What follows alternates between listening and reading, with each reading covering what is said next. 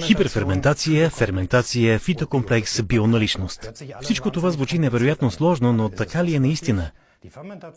Ферментацията е процес на облагородяване, който от хилядолетия се използва при храните. При него бактерии, плесени, дрожди или ензими се добавят към продукти и при определени условия ги метаболизират. Хиперферментацията протича в две стъпки. Най-важните и най-известни вещества в растението алое са дълговерижните захари или така наречените полизахариди, които наричаме ацеманан или аловероза.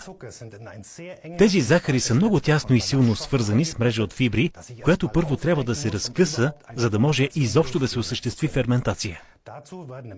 Затова в първата стъпка се добавят ензими, които разделят дългите вериги на захарите и осигуряват на разположение захарните компоненти.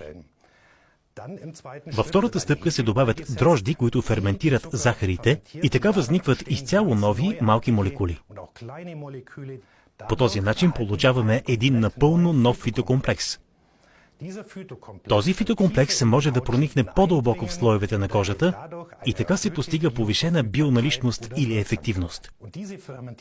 Това ферментирало алое в комбинация с нашия вече доказан гел от алоe вера изграждат нашето Magic Power Duo, което използваме за новаторски продукти, а технологията му е регистрирана за патент.